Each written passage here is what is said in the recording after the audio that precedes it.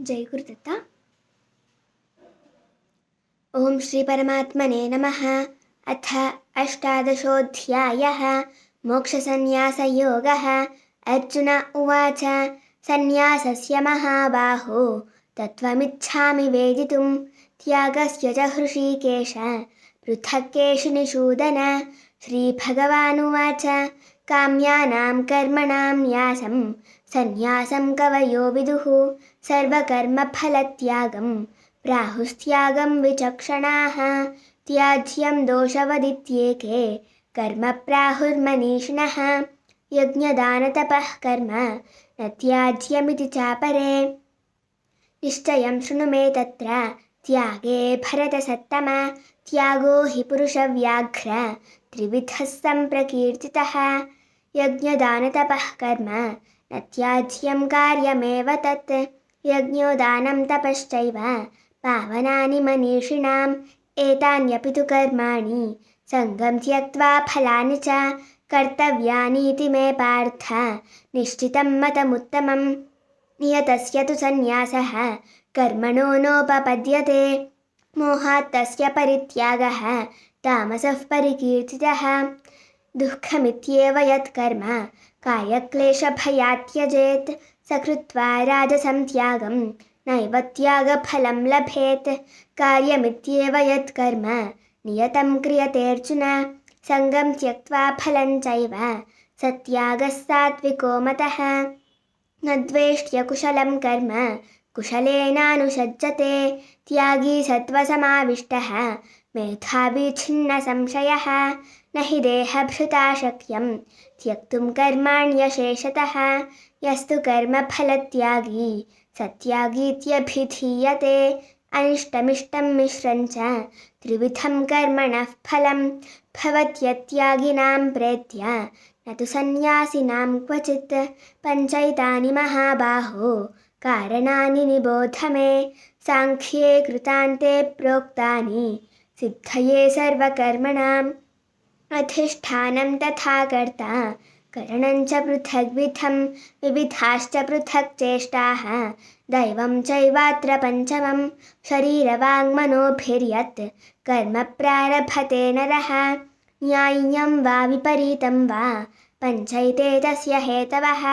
तत्रैवं सति कर्तारम् आत्मानं केवलं तु यः पश्यत्यकृतबुद्धित्वात् न स पश्यति दुर्मतिः।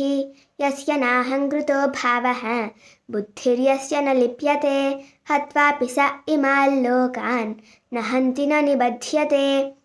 ज्ञानं ज्ञेयं परिज्ञाता त्रिविधा कर्मचोदना करणं कर्म कर्तेति त्रिविधः कर्मसङ्ग्रहः। ज्ञानं कर्म च कर्ता च त्रिधैव गुणभेदतः प्रोच्यते गुणसङ्ख्याने यथावत् शृणुतान्यपि। सर्वभूतेषु येनैकं भावमव्ययमीक्षते अविभक्तं विभक्तेषु तज्ज्ञानं विद्धि सात्विकं। पृथक्त्वेन तु यज्ज्ञानं नानाभावान् पृथग्विधान् वेत्ति सर्वेषु भूतेषु तज्ज्ञानं विद्धि राजसं। यत्तु कृत्स्नवदेकस्मिन् कार्ये सक्तमहैतुकम् अतत्त्वार्थवदल्पञ्च तत्तामसमुदाहृतं नियतं सङ्गरहितम् अरागद्वेषतः कृतम् अफलप्रेप्सुना कर्म यत्तत् सात्विकमुच्यते। यत्तु कामेप्सुना कर्म साहङ्कारेण वा पुनः क्रियते बहुलायासं तद्राजसमुदाहृतम्। अनुबन्धं क्षयं हिंसाम् अनपेक्ष्य च पौरुषं मोहादारभ्यते कर्म यत्तत्तामसमुच्यते। मुक्तसङ्गो नहंवादी धृत्युत्साहसमन्वितः सिद्ध्यसिद्ध्योर्निर्विकारः कर्ता सात्विक उच्यते। रागी कर्मफलप्रेप्सुः लुब्धो हिंसात्मको शुचिः हर्षशोकान्वितः कर्ता राजसः परिकीर्तितः अयुक्तः प्राकृतस्तब्धः शठो नैष्कृतिकोलसः विषादी दीर्घसूत्री च कर्ता तामस उच्यते। बुद्धेर्भेदं धृतेश्चैव गुणतस्त्रिविधं शृणु प्रोच्यमाणमशेषेण पृथक्त्वेन धनञ्जय प्रवृत्तिं च निवृत्तिं च कार्याकार्ये भयाभये बन्धं मोक्षं च या वेत्ति बुद्धिः सा पार्थ सात्विकी यया धर्ममधर्मं च कार्यं च कार्यमेव च अयथावत् प्रजानाति बुद्धिः सा पार्थ राजसी अधर्मं धर्ममिति या मन्यते तमसावृता सर्वार्थान् विपरीतांश्च बुद्धिः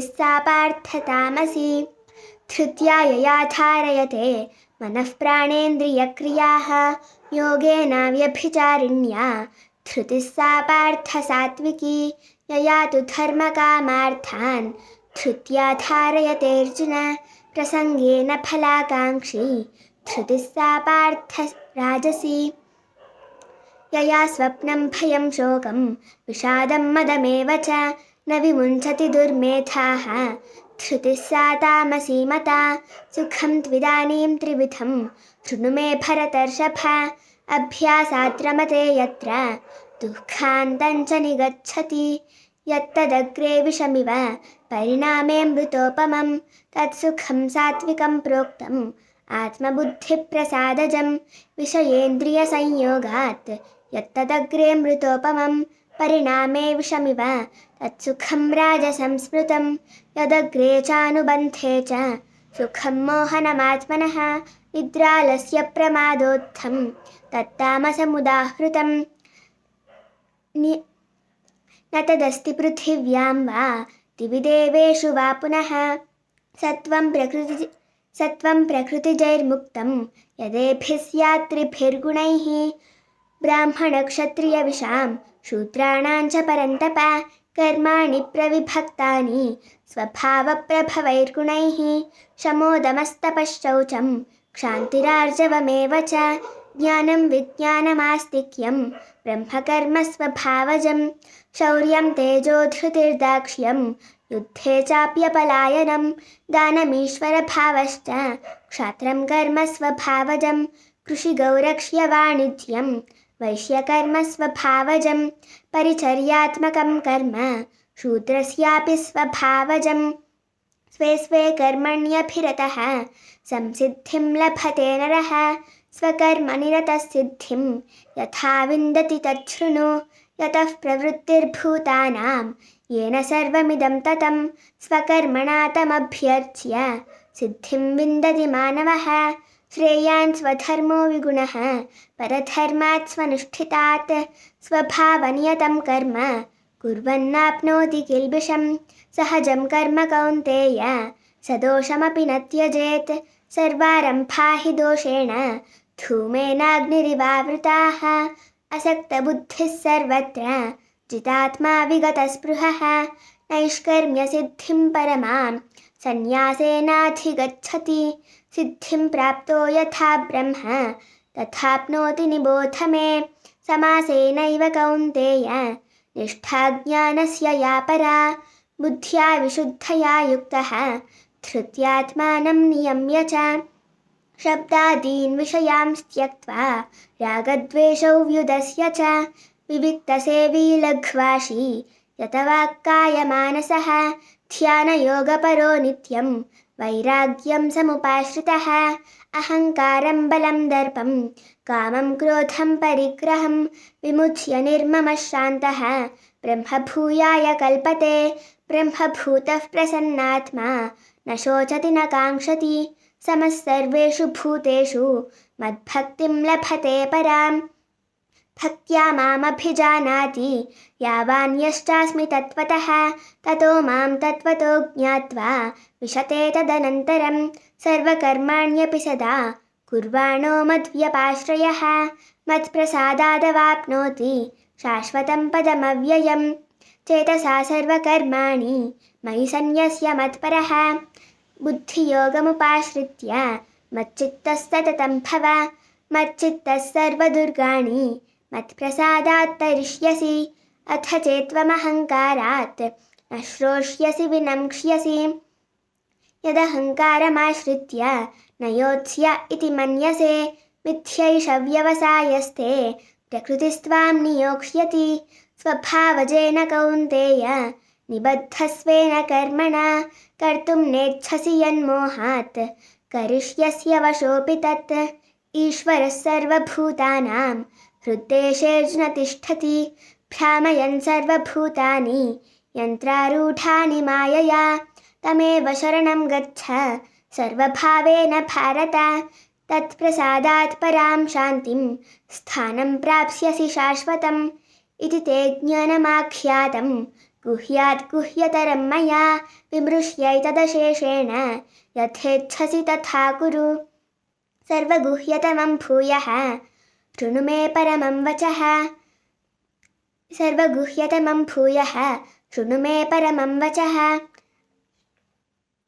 इष्टोऽसि मे दृढमिति ततो वक्ष्यामि ते हितं मन्मना भव मद्भक्तः मद्याजी मां नमस्कुरु मामे वैश्यसि सत्यन्ते प्रतिजाने प्रियोऽसि मे सर्वधर्मान् परित्यज्य मामेकं शरणं व्रज अहं त्वा सर्वपापेभ्यः मोक्षयिष्यामि मा शुचः इदं ते नातपस्काय नाभक्ताय कदाचन न चाशुश्रूषवे वाच्यं न च माम्योऽभ्यसूयति य इमं परमं गुह्यं मद्भक्तेष्वभिधास्यति भक्तिं मयि परां कृत्वा मामे वैष्यत्य संशयः न च तस्मान्मनुष्येषु कश्चिन्मे प्रियकृत्तमः भविता न च मे तस्मात् अन्यः प्रियतरो भुवि अध्येष्यते च य इमं धर्म्यं संवादमावयोः ज्ञानयज्ञेन तेनाहम्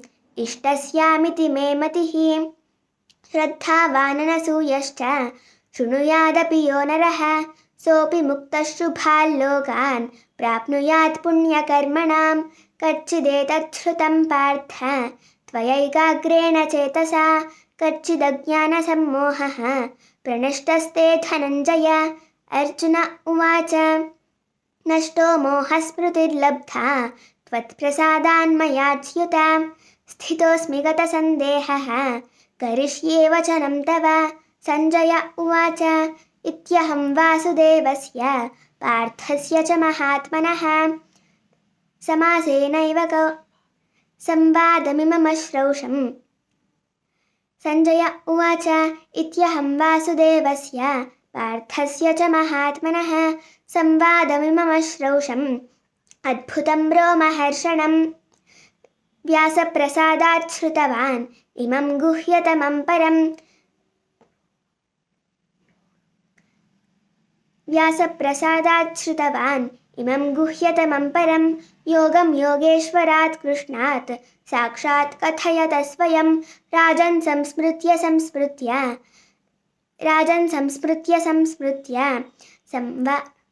संवादमिममद्भुतं केशवार्जुनयोः पुण्यं हृष्यामि च मुहुर्मुहुः तच्च संस्मृत्य रूपमत्यद्भुतं हरेः विस्मयो मे महान् राजन् हृष्यामि च पुनः पुनः यत्र योगेश्वरः कृष्णः यत्र पार्थो धनुर्धरः तत्र श्रीर्विजयो भूतिः ध्रुवा नीतिर्मतिर्मम ॐ तत्सदिति श्रीमन्महाभारते शतसाहस्रिकायां संहितायां वैयासिक्यां श्रीमद्भीष्मपर्वणि श्रीमद्भगवद्गीतासु उपनिषत्सु ब्रह्मविद्यायां योगशास्त्रे श्रीकृष्णार्जुनसंवादे मोक्षसंन्यासयोगो नाम 18